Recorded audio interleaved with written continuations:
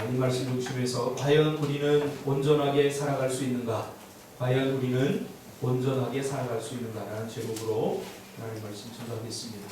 말씀을 전하기 전에 옆에 있는 분들과 한번 인사할까요? 오늘 저 뒤에 보니까 지은이 동생, 지은이가 교회 나온 지 얼마 안 돼도 벌써 동생을 이렇게 전달해 왔습니다. 감사합니다. 이름이 뭐야? 맞추였네?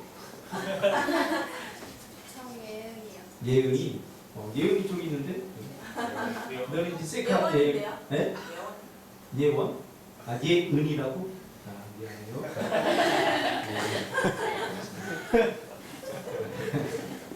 제가 요즘 기가 잘 안 들려요. 촉치지 마세요. 요즘 여러분 어떻게 살아가고 있습니까? 우리가 살아가는 사람마다 다 삶의 어떤 원칙들이 다 있죠. 삶의 기준들이 다 있습니다. 그냥 되는 대로 사는 사람은 인생에 소망이 없습니다. 누구나 다 나름대로 난 이렇게 살아야 되겠다. 원칙이 있고 또 삶의 기준들을 가지고 우리가 살아가고 있는 것 같습니다. 자, 그러면 우리 하나님의 백성들은 어떻게 살아야 됩니까? 하나님의 백성들은 어떻게 살아야 됩니까? 요즘 참 안타까운 것은 점점 하나님의 삶의 백성의 영역과 세상 사람들이 삶에 사는 영역이 구분이 안 됩니다. 분명히 하나님께서는 하나님의 백성다운 삶을 요구하시고 원하십니다. 세상 사람들처럼 살아서는 안 된다라고 분명하게 우리에게 말씀해 주십니다. 그것이 거룩한 삶, 구약에는 거룩한 삶, 흠없고 점없는 삶, 혹은 의인의 삶 이렇게 표현이 됐습니다. 성경을 읽어보면 의인, 거룩하고 흠없는 것, 이것은 모두 우리의 삶과 관련이 되어서 하나님께 주신 말씀이죠. 그렇죠? 거룩한 삶을 살아라, 흠없는, 점없는 그런 삶을 살아라, 의인의 삶을 살아라, 하나님께서 말씀하십니다. 그런데 신학에 넘어오면서 이 거룩한 삶, 의로운 삶은 이런 단어로 바뀌죠. 제자. 조금 더 이것은 구체적이면서 또 활동력을 요구하는 그런 단어로 바뀝니다. 제자는 누굽니까? 예수님을 이제는 따르는 자라. 이제는 소극적으로 그런 사는 삶에서 이제는 적극적으로 따르는 삶을 살아라. 이렇게 예수님께서는 제자의 삶은 예수님을 따르는 삶이다. 예수님이 행한 것처럼 행하고 예수님이 말하는 것처럼 말하고 예수님이 가지고 있는 생각과 예수님이 가지고 있는 그런 사상들, 그런 것들을 따르는 삶을 살아라. 제자의 삶을 말하고 있습니다. 그런데 이 제자의 삶은 이제 예수님이 돌아가고 난 후에 여러분 성경을 다 읽어보셔서 알겠지만 제자라고 하는 말이 사라졌거든요. 바울이 쓴 서신서에 보면 더 이상 제자라는 말이 나오지 않아요. 제자라는 말이 나오지 않으면서 그러면 우리가 어떻게 살아야 되는가? 이 말은 제자라고 하는 말은 이제 형용사로 더 구체적으로 우리에게 요구하는 것이 있는데 그게 뭐냐면 온전함. 그러니까 구약부터 내려온 거룩하고 흠없는 삶, 그러면서 제자의 삶, 예수님을 따르는 삶, 이 삶은 더 구체화돼서 이제는 하나님의 백성은 어떻게 살아야 되느냐? 온전한 삶을 살아야 된다. 이렇게 형용사화가 되어 있습니다. 자, 그런데 중요한 건 뭐냐면 우리가 온전한 삶을 사는 것은 선택이 아니라는 거예요. 하나님의 백성은 온전한 삶을 살아야 된다. 의인의 삶은 선택입니까? 아닙니다. 거룩하고 흠없고 점없는 삶은 선택입니까? 아닙니다. 살아도 되고 안 살아도 되는 것이 아니라 하나님의 백성이면 당연히 그렇게 살아야 되는 것이 바로 의로운 삶이고 거룩하고 흠없는 삶이고 제자의 삶입니다. 이제 신약에 들어오면서 예수님이 돌아가신 이후에 사신서에 들어오면서 이 삶은 온전하게 살아라라고 우리에게 성경은 요구하고 있습니다. 그래서 사신서를 읽다가 온전함 이렇게 나오는 것은 제자란 말과 다르지 않습니다. 의인이란 말과 다르지 않습니다. 거룩하고 흠없는 삶이다. 이것과 다르지 않습니다.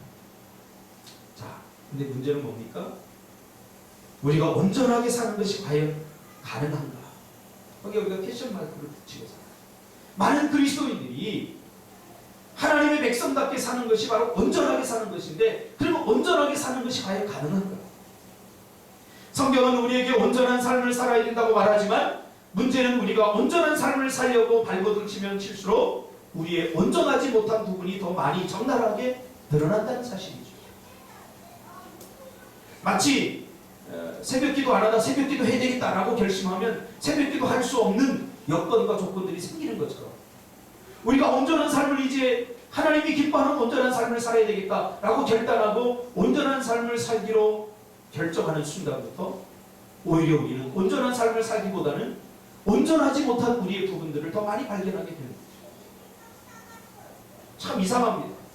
온전함을 추구하는 순간 오히려 나의 온전하지 못한 부분들이 더 많이 보이기 시작합니다. 효도하려고 하면 오히려 효도하지 못할 이유들이 더 많이 생기는 거죠. 우리 전번에 은주가 제주도 갔다 와서 내가 이제 부모님한테 엄마한테 잘해야 되겠다. 그러니까 오히려 잠도 좀 많아지고 그렇게 하듯이 온전한 삶을 살려고 하면 오히려 온전하지 못한 우리의 부분들이 더 많이 보이게 되는 거예요. 그때마다 우리는 후회합니다. 가만히 있을 걸, 중간이나 갈 걸, 괜히 설쳐대서 알량한 우리의 신앙의 비천이 드러나는 것 같아 부끄럽기도 하고 마음이 불편하기가 그지없습니다. 자, 여기까지 이르게 되면 우리가 이런 생각을 하게 됩니다. 우리가 불순종까지는 아니지만 잠시 온전하게 살라고 하는 이 성경의 요구를 뒤로 미루기로 작정합니다. 온전하게 살아야 되지만 우리는 온전하게 살 수 없어. 그러니 다음에 온전하게 우리가 살 거야. 어떤 방식으로요? 온전하게 살아야 되는 거 맞아. 우리가 온전하게 사는 건 하나님의 백성들의 당연한 삶이야. 그렇지만 아직은 아니야.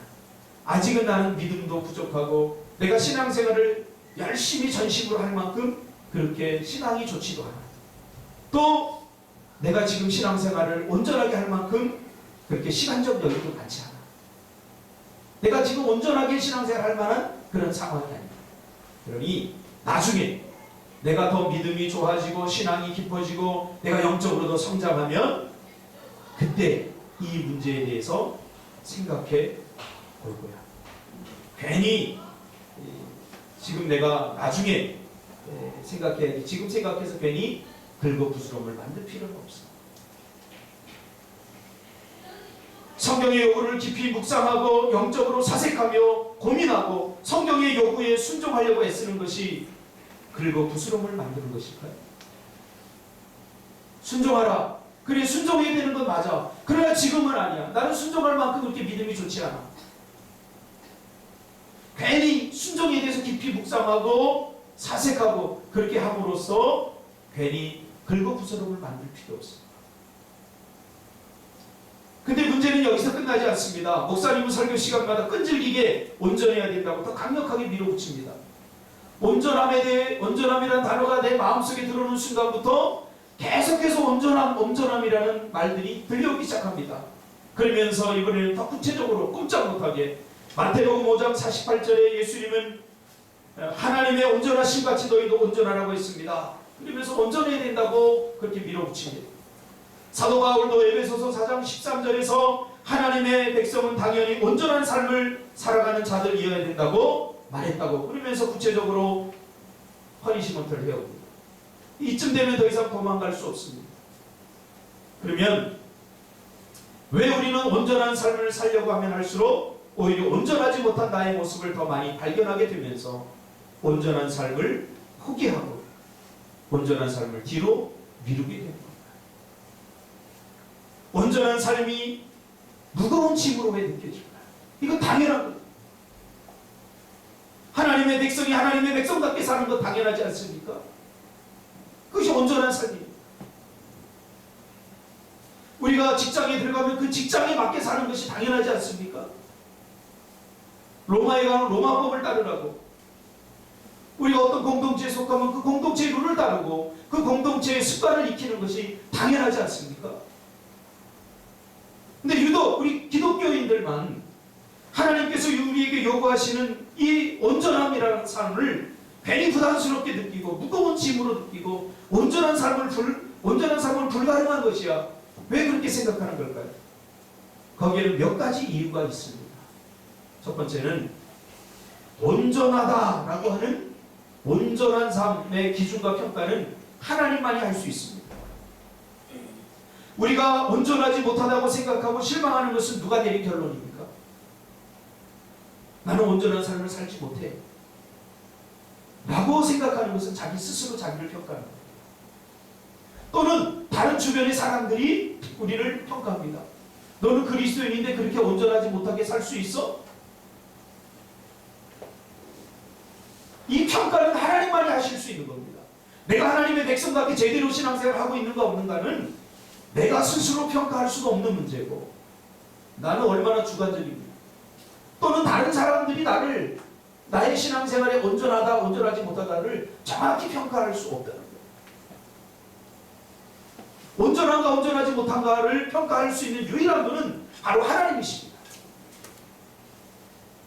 그러나 우리는 스스로 내가 온전한 신앙생활을 하지 못한다고 자기 스스로를 평가해버립니다. 그리고 온전한 삶을 포기해버립니다. 또 주변 사람들이 너 그렇게 신앙생활하는 것이 온전하게 신앙생활하는 거야? 그러면서 우리를 향해서 온전하지 못하다고 그렇게 평가를 내려버립니다. 중요한 것은 하나님의 평가입니다. 하나님의 평가는 우리의 평가와 다릅니다. 예수님께서 사역할 당시에 정통 유대교인들과 바리새인, 서기관들을 향해서 예수님이 뭐라고 이야기합니까? 독사의 자식들이라고 평가한 것을 보면 예수님의 평가는 우리가 내리는 평가와 분명히 다릅니다. 우리가 바리새인과 서기관들, 정통 유대인들은 오늘날로 바꿔 말하면 우리 가운데도 신앙생활 정말로 열심히 잘하는 사람들입니다. 주일을 성소 잘하고 11조도 잘하고 하나님의 말씀대로 살려고 발버둥치는 그러한 적극적인 그리스도인들입니다. 그러나 그들을 향해서 주님은 뭐라고 평가합니까? 독사의 자식들이라고 평가합니다. 그들은 겉으로 보면 하나님을 섬기는 데 있어서 누구보다 지극히 열심히 있고 충성스러워 보이는 아주 열성적인 사람들입니다. 하나님의 말씀인 율법을 목숨을 걸고 지켰던 사람들이었습니다. 그런 사람들을 향해서 독사의 자식들이라고 회칠한 무덤 같은 사람들이라고 평가하는 것은 매우 당황스러운 평가가 아닐 수 없으며 그들에게는 그 평가를 들을 때 굉장히 서운할 것입니다. 서운하다 못해 분노를 일으킬 만한 평가일 것입니다. 신앙생활 열심히 하는 사람에게 너 그렇게 신앙생활에 사는데 그것 갖고는 안 돼 라고 하면 서운한 마음 들지 않겠습니까? 그리고 더 나아가서는 분노하는 마음이 들지 않겠습니까? 그러면서 예수님은 뭐라고 평가합니까? 천박한 하고 매우 불손한 세리와 창기들한테는 예수님은 오히려 너그럽게 평가합니다. 그런 주님을 보면서 하나님의 보시는 평가의 방식이 뭔가 다르다라는 것을 우리는 기억해야 됩니다. 오늘날로 바꿔 말하면 정말 열심히 있는 그리스도를 향해서 예수님은 이 독사의 자식들아, 이 위선자들아, 회칠한 무덤 같은 자들아 라고 말하고 신앙생활 대충 하는 사람들을, 아니 신앙생활을 뭐 전혀 생각하지 않는 사람들 향해서 좋게 평가하는 것을 우리가 봅니다. 이런 장면을 보면 더욱 혼란스러워집니다. 그런데 더 혼란스러운 장면이 복음서에 나옵니다. 특별히 마태복음 7장 22절 이하에 나옵니다.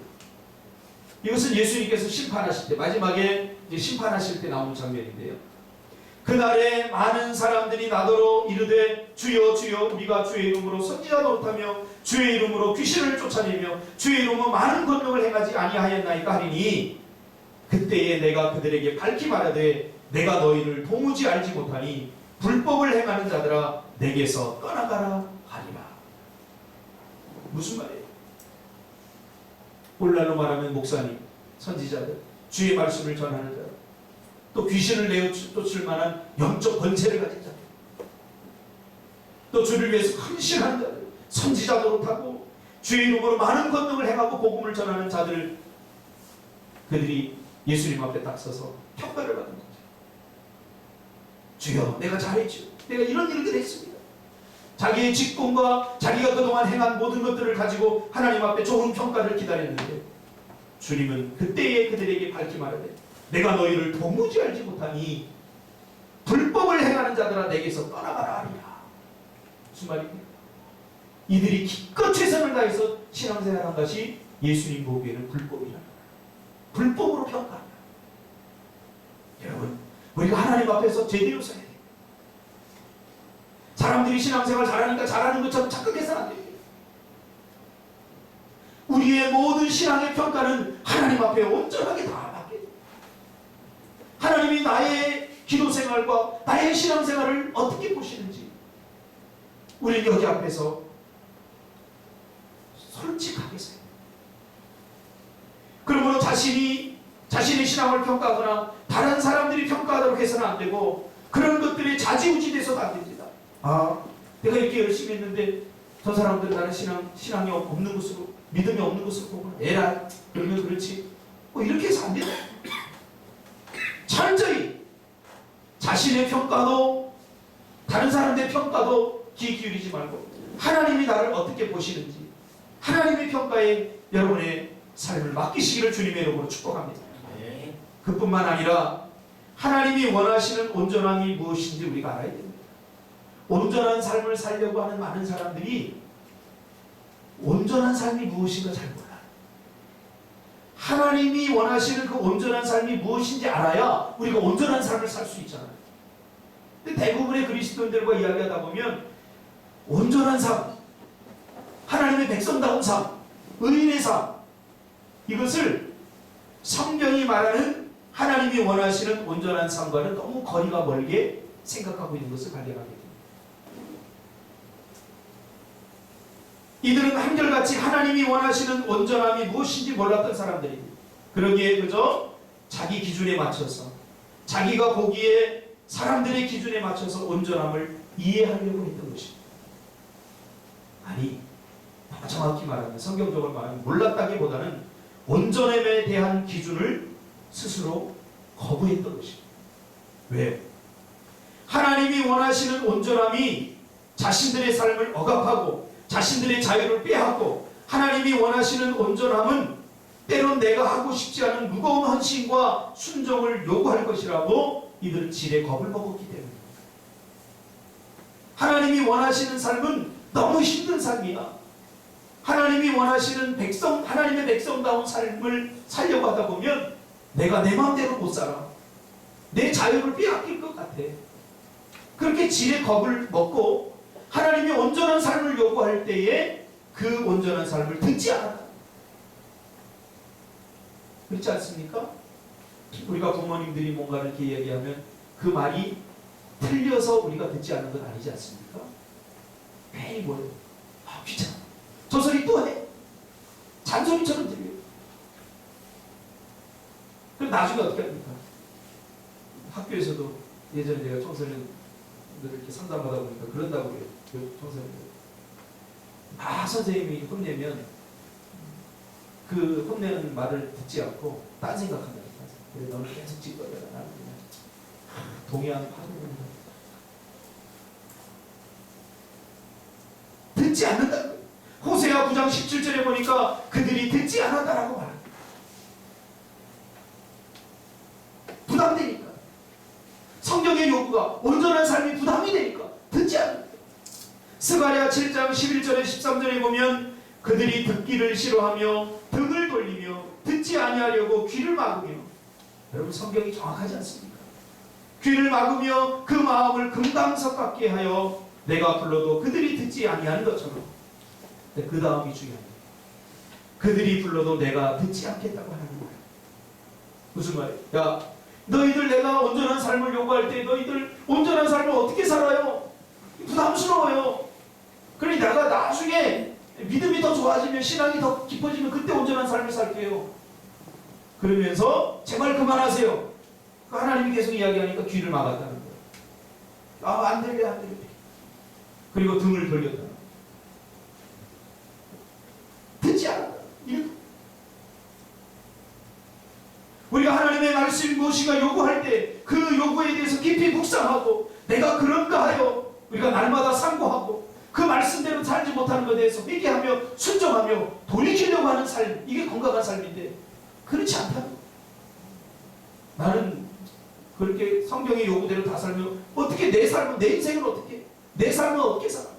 그러면서 지레 겁을 먹고 포기하고 아예 듣지 않았다.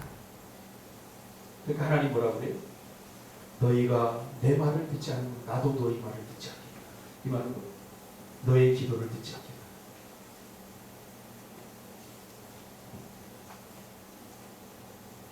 여러분 기억하세요. 그러나 우리가 생각하는 것처럼 온전함을 이루는 것은 힘들거나 어려운 것이 아닙니다.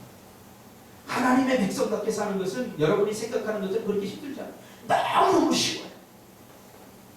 근데 모르니까 힘들다고 생각합니다. 신앙생활이 힘듭니까? 어렵습니까? 쉽습니다. 쉬울 뿐만 아니라 이것은 너무나 즐거운 당연한 것입니다. 그러나 신앙생활이 어렵고 힘들다고 생각합니다. 성경의 요구에 다 맞춰 사는 것은 불가능하다고 생각합니다. 그래서 자기가 기준을 세우게 해요. 내가 복음을 성경에 누가 복음이 내가 복음을 써라. 자기가 성경 기준을 맞춰 자기가 원하는 자기의 뜻대로. 여러분 이건 참 어불성설이죠. 여러분 회사에 들어갔는데 회사에서 요구하는 어떤 규범과 규칙들이 있는데 이거 나하고 안 맞아. 그러니 내가 원하는 대로 생활할 거야. 아침 7시 출근 그랬는데 나는 7시까지 자야 돼. 난 8시 출근. 이렇게 하는 사람이 있습니까? 어린아이가 그렇게 하는 거죠. 유독 신앙생활은 그렇게 하는 거예요. 그러면 어떻게 해야 온전해질 수 있습니까? 그들은 어떻게 해야 온전해질 수 있는지 몰랐습니다. 그것이 결정적인 문제예요. 모르면 두려워지는 거예요. 주변 사람들 말만 듣고 신앙생활이 힘든 거예요. 어려운 거야. 주변 사람들 말만 듣고 지레 겁을 먹고. 오늘 본문에 보면 온전한 삶이 어떻게 이루어지는지 말하고 있습니다. 온전한 삶은 첫째로 배움으로부터 시작됩니다. 할렐루야. 배우는 건 누구나 할 수 있잖아요. 그렇죠? 여기 잘을 배워야 돼. 잘 배우는 게 아니라 그럼 배우면 온전한 삶은 배우는 것에서부터 시작돼요. 오늘 14절에 보면 너는 배우라 라고 말합니다. 무엇을 배워야 됩니까? 성경 말씀을 통해서 하나님의 온전하심을 배워야 됩니다. 우리가 무언가를 배우려면 모델링이 있어야 돼요. 그렇죠? 그 모델링 가장 온전한 이 땅 위에서 가장 온전한 분은 하나님밖에 없습니다. 그래서 우리는 성경을 배워야 돼요. 온전하신 하나님에 대해서 배우려면 성경을 배워야 돼요. 배워야 내 것으로 만들 수 있습니다. 배우지 않으면 아무것도 할 수 없죠. 그래서 이스라엘 공동체는 무슨 공동체냐? 학습 공동체. 많은 사람들이 제대로 신앙생활을 하지 못하는 것은 제대로 배우지 못했기 때문에 신앙생활을 제대로 배우지 못했기 때문에 온전한 삶을 살지 못하는 것은 온전하신 하나님을 모르기 때문에 그래서 10년, 20년 신앙생활에도 하나님에 대해서 물어보고 하나님은 어떤 분인가 그러면 하나님 좋은 분이요. 끝! 그래서 나오잖아요. 올 때를 찌르고 끝! 하나님은 어떤 분이야? 하나님은 선하신 분이야. 끝! 이 정도. 하나님을 제대로 우리가 이해해야 됩니다. 이 세상에 온전한 것은 하나님 한 분밖에 없습니다. 그래서 매일매일 배워야 됩니다. 오늘 배운 걸 가지고 내일을 살 수 없습니다. 과거에는 그랬어요. 과거에. 이 세상도 그래서 미국이나 유럽에 가서 박사학위를 받아서 오면 그 학교에서 평생 직장이 있어요. 요즘 안 그래. 교수평가제가 있고 그래서 평생 직장을 못해요. 학생들이. 그래서 우리 학교 다닐 때만 해도 뭐가 있어? 컨닝 페이퍼가 있었어요. 저 교수님은 시험 문제를 이렇게 내요. 족보가 있어요. 족보. 선배들이 그 족보를 불리고. 그러면요. 아주 정확하게 똑같이. 말만 조금 바꿔요. 말만. 그렇게 해서 먹고 살 수 있었다. 지금은 그렇지 않지 않습니까? 신앙생활도 똑같은 거예요. 어제의 은혜로 오늘을 살 수 없어요. 어제 배운 걸 가지고 오늘을 살 수 없어요. 저도 신대원을 졸업한 지 거의 이제 10년이 넘었는데 어제 금요일날 우리 심야기도회를 하는데 청년 하나가 왔어요. 기도를 열심히 하길 뭔가 이게 다르다 하면서 이렇게 보니까 학교 후배입니다. 홍신대 신대원 2학년 다니는데 전도사더라고요. 그래서 내가 여러 가지 이렇게 물어보니까 달라요. 확실히. 어제 배운 걸 가지고 오늘을 살 수 없어요. 그래서 야 송신대 신대원 목회대학을 내가 다시 한번 해야 되겠다.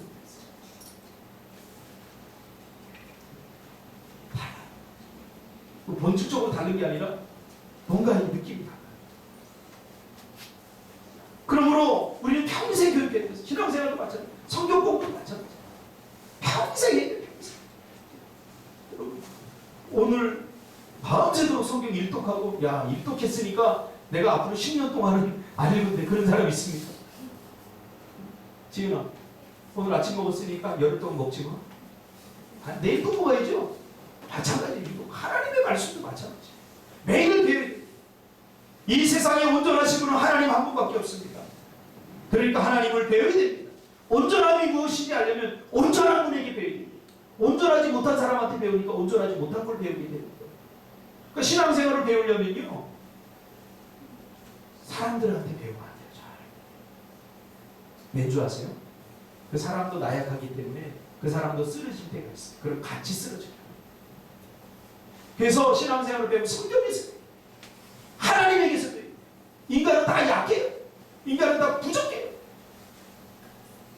그래서 내가 모델링으로 삼았던 그 사람이 최악의 조건일 때 나도 같이 쓰러질 수 있어요. 이 세상에 온전한 분은 하나님밖에 없습니다. 그러니까 하나님을 배워야 됩니다. 말씀을 통해서 내 경험과 지식을 내려놓고 성경에 기록된 대로 우리가 배워야 됩니다. 성경이 말하는 것에 귀를 기울여야 됩니다. 그래서 성경이 때론 나의 온전하지 못한 부분에 대해서 교훈하고 책망하고 바르게 함을 요구할 때, 의로운 길을 제시할 때 고치고 돌이켜야 됩니다. 그래야 온전해질 수 있습니다. 얼마 전에 교황이 와서 온 나라가 떠들썩했습니다. 대단한 분이죠. 그러나 우리는 그분을 온전히 몰라요.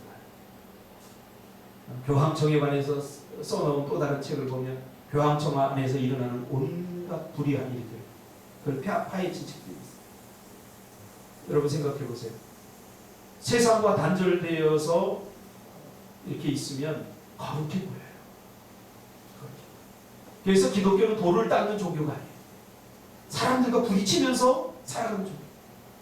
그래서 뭐 쓰드림이라든가 이렇게 세상과 이렇게 접하지 않고 살아가는 사람들 이렇게 보면 굉장히 멋져 보이고, 그렇게 말도 하는 거 보면 깊이 돌을 깨달아서 멋진 말을 합니다. 언젠가 한번 TV에서 지리산에서 돌을 닦는 두 형제에 관한 이야기를 인간 극장에서 한 적이 있어요. 말을 하는데 얼마나 잘하는지 몰라요. 물은 물이요, 산은 산이요. 이게 무슨 말이에요? 그 돌을 깨닫지 않아도 할 수 있어요. 물은 물이고 그냥 산은 산이라는 거예요. 근데 그런 사람들이 하면 그게 굉장히 멋져 보여요. 뭐가 있는 것 같아요. 있긴 개뿔이 있습니다. 근데요, 시간이 지나면서 이 돌을 닦고, 지리산에서 수십 년 동안 돌을 닦아서 멋져 보이는 사람도 카메라를 딱 집어대니까요, 밥을 내가 먼저 하니 네가 먼저 하니, 세수를 내가 먼저 하니 네가 먼저 하니, 둘이 형제가 싹거리고 싸고, 요만한 거 하나가 뽑히지. 기독교는 돌을 닦는 종교가 아니에요. 이렇게 부딪히면서 서로 같이 살아가면서 부딪히면서 그 안에서 갈등이 일어나고, 그런 것을 우리가 어떻게 극복하고 해결해 나갈 것인가, 이런 것에 관해서 우리가 하나님의 도움을 구하고, 우리가 얼마나 부족한 사람들이에요. 여러분, 교황도 인간입니다. 여러분, 내가 교황청과 교황청 안에서 일어나는 일들에 대해서 제가 배운 바를 여러분에게 다 쏟아내면 여러분들 교황을 다시, 우리 이미 알고 있기 때문에 겉으로 멋지게 포장만 했다고 짧은 사람들, 3년 인생들은 그걸 보고서 야, 교황 멋지다. 멋진 말을 합니다. 나도 세상과 단절을 해놓고 딱 하면 나도 멋진 말을 하고 멋지게 할 수 있어. 그러나 내 입에서는 가끔 욕도 나가. 내 삶은 그런 것이 아닙니다. 화분이.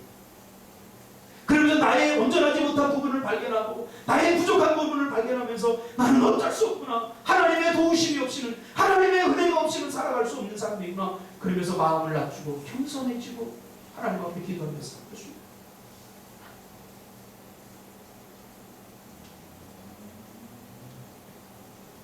그래서 성경이 때론 나의 온전하지 못한 부분에 대해서 교훈하고 책망하고 바르게 함을 요구할 때, 의로운 길을 제시할 때 고치고 돌이켜야 됩니다. 그래야 우리가 온전해질 수 있습니다. 그래서 배울수록 확신의 사람으로 거듭나는 것입니다. 배울수록 그 사실에 대해서 더 견고해지는 것입니다. 배울수록 확신이 드는 거예요. 배우지 않으면 늘 의심에 붙들리게 돼요. 배워야 아 이게 그렇구나 하고 확신을 가질 수 있어요. 그럼 배우지 않으면 늘 의심에 사로잡혀요. 그럼 배우세요. 간단해요. 운전도 처음에는 할 수 있을 것 같더라고요. 운전을 배우지 않더라도 할 수 있을 것 같더라고요. 그럼 할 수 있을 것 같은 마음, 어떨 때는 할 수 있을 것 같아요. 근데 어떨 때는 운전하는 거 보면 못할 것 같아요. 배우지 않을 때는 늘 그랬어요. 그래서 한번 해볼까? 친구들이 야 운전 한번 해봐. 이거 쉬워.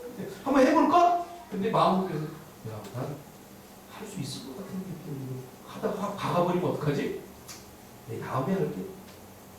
기분이 좋을 때는 할 수 있을 것 같다가 기분이 나쁠 때 못할 것 같아. 배우지 못할 때는 내가 의심해. 그러나 운전학원에 가서 딱 운전을 배우고 나니까 그런 의심이 싹 사라져요. 그냥 하면 돼. 배움은 우리에게 확신을 준다고요.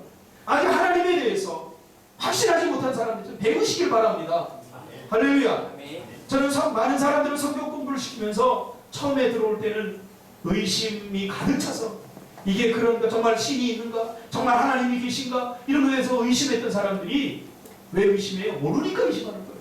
모르니까 사람들이 주워들은 말들로 아 하나님은 없어. 신은 없는 것 같아. 여러분 내가 얼마나 불완전한 사람인지 아십니까? 내가 정말 모든 걸 다 알 수 있어요? 몰라요. 내가 인식하고 있는 건 극히 일부분입니다. 여러분 컴퓨터를 여러분 알아서 컴퓨터가 작동되는 원리를 다 알아서 컴퓨터를 사용합니까? 몰라도 사용해요. 그러니까 내가 불완전한 사람이라는 것을 우리가 항상 인정해야 돼요. 나는 온전하지 못한 사람이에요. 그러나 우리가 하나님의 말씀인 성경을 공부하면서 우리가 비로소 온전하신 하나님을 경험하면서 우리가 온전해질 수 있게 돼요.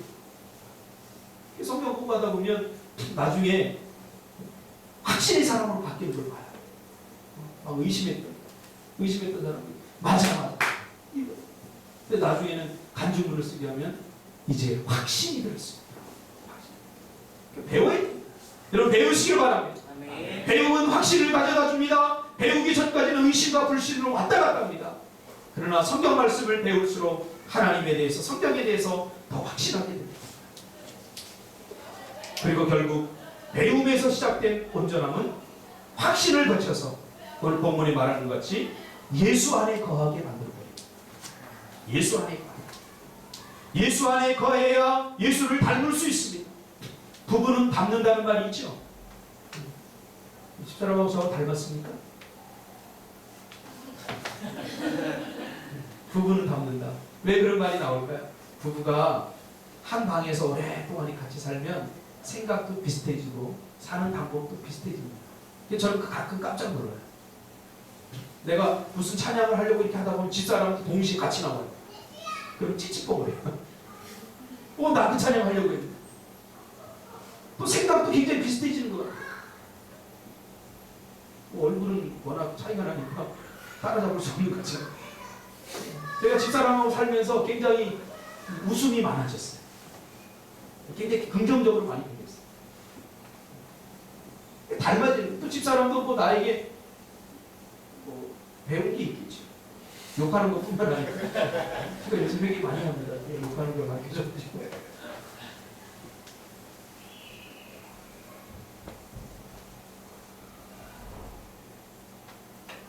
유대인들은 온전하게 살려고 자기 스스로 온전한 삶을 살려고 무던히 발버둥쳤던 사람들입니다. 온전하게 살려고 발버둥치다 안 되니까 어떻게 됩니까? 위선이 나고. 그러니까 유대인들, 바리새인들, 서기관들을 우리가 욕해서는 안 됩니다. 온전하게 살려고 성경의 말씀대로 살려고 발버둥쳤어요. 근데 잘못한 게 있어요. 뭐냐면 온전함은 자기 안에서 자기 노력으로 자기의 애씀으로 되지 않는 거예요. 구원이 내 힘으로 되지 않듯 온전한 삶도 내 힘으로 되지 않아요. 그걸 몰라요. 그래서 최선을 다해서 막 온전하게 살려고 하다가 안 되니까 적당히 거기에 위선이 들어가요. 마치 우리의 신앙생활과 비슷해요. 여기 신앙생활 뭐 하는 분들 중에 적당히 하고 싶은 사람 없을 거예요.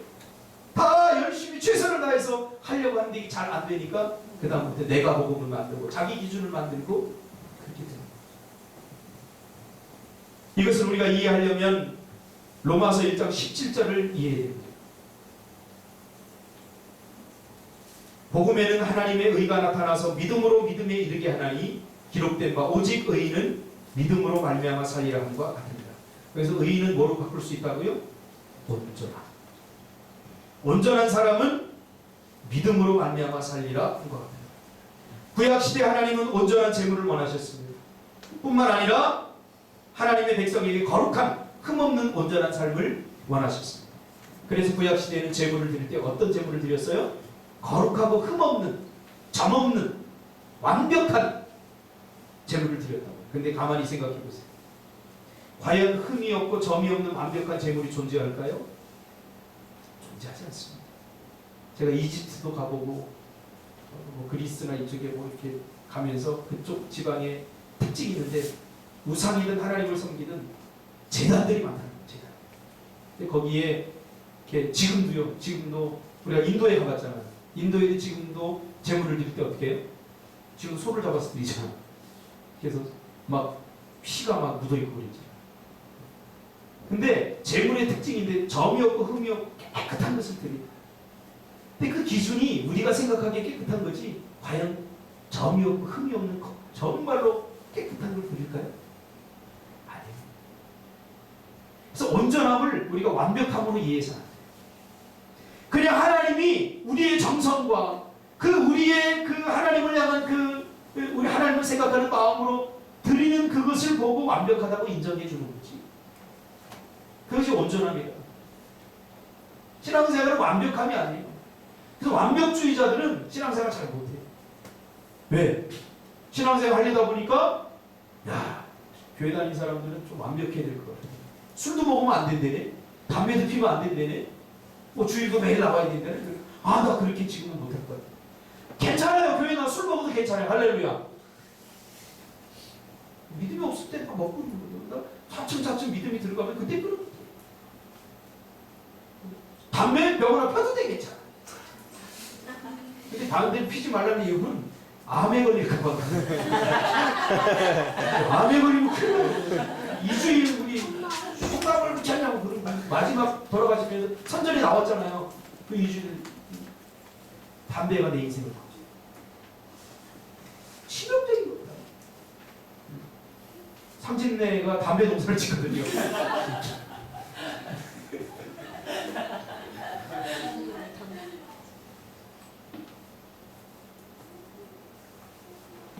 온전하지 못하다고요. 그런데 그걸 드릴 때 하나님이 보시고 온전하다라고 인정해 주는 거죠.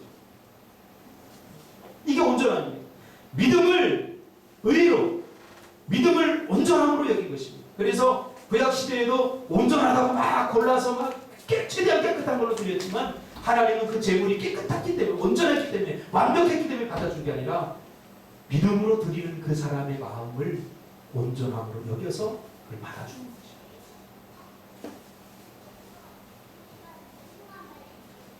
우리가 예수님을 믿으면 우리의 죄가 있어도 죄가 없다고 해주는 것과 마찬가지입니다.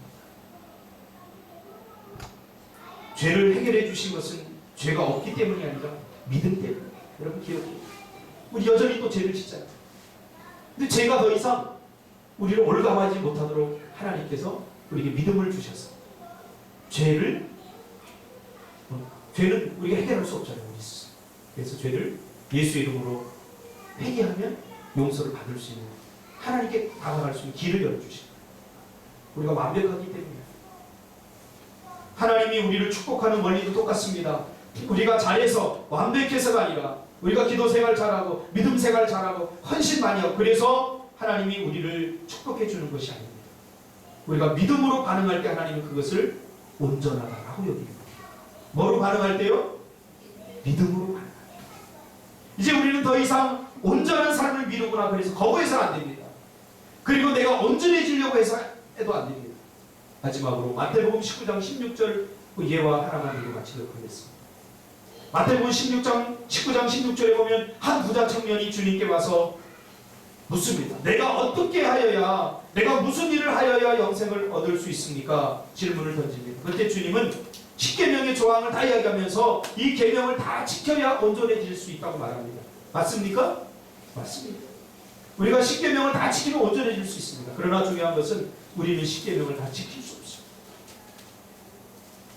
그러자 청년이 내가 그런 것을 어릴 적부터 다 지켰습니다 라고 말합니다. 그러자 주님은 21절에서 내가 온전하고자 할진대 가서 내 소유를 팔아 가난한 자들에게 주라. 무슨 말이에요? 내가 10계명을 다 지켰다고 하는 것은 내 기준이지 온전하게 지킨 게 아니다 그 말이에요. 내가 생각하기에 잘 지킨 거지 내 착각이지 온전하게 지킨 겁니다. 그러면서 내가 정말로 온전해지려면 가서 내 소유를 다 팔아서 가난한 자들에게 주라 그렇게 말하니까 청년은 이 말을 듣고 근심하여 돌아갔다고 말해요. 그러자 주님은 아주 중요한 말씀을 하십니다.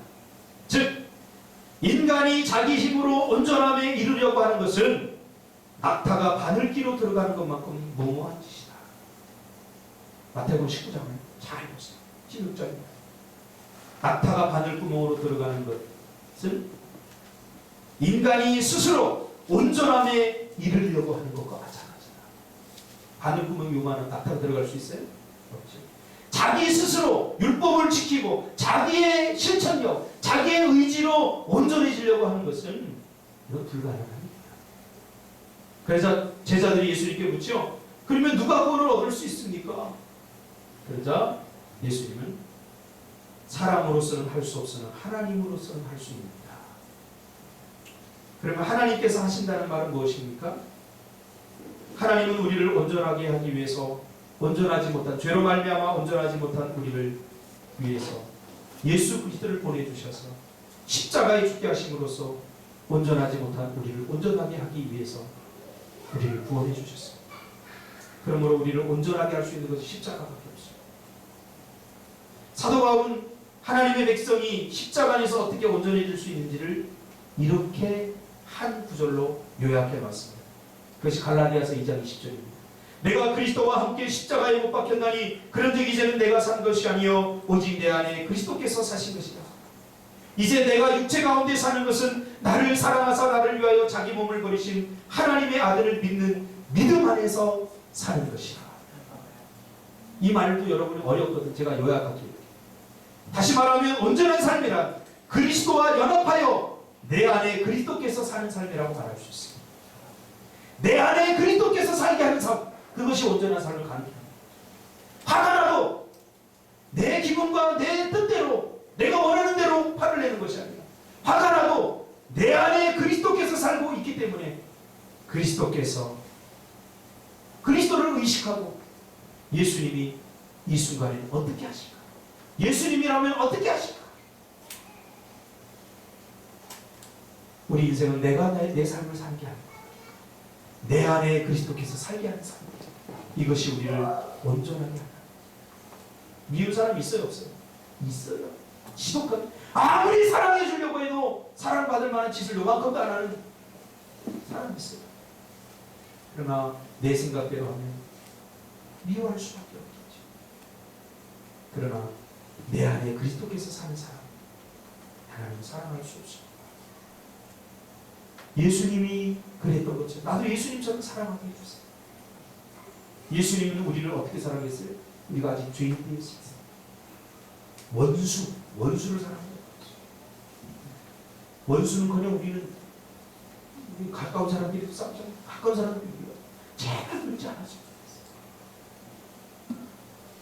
그런 말이 미워도 다시 한번 사랑하시고 오늘 저 배세관 집사님이 기도한 기도에 많은 감동을 받고 믿음, 소망, 사랑 이 세 가지는 항상 있을 것입니다.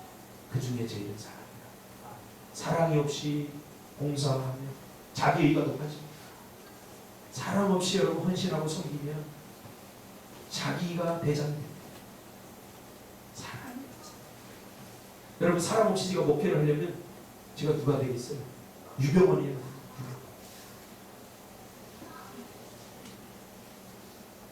키 비슷하잖아요. 사랑 없이 없으면 악마가 되는 거예요. 사랑 없이 자녀를 키워보세요. 그 자녀가 제대로 키우죠. 그러므로 사랑이 없으면 아무것도 안 돼요. 온전함은 어떻게 이루어지느냐? 결론을 짓겠습니다. 사랑으로 이루어집니다. 미워도 사랑하시고 재수 없어도 사랑하시고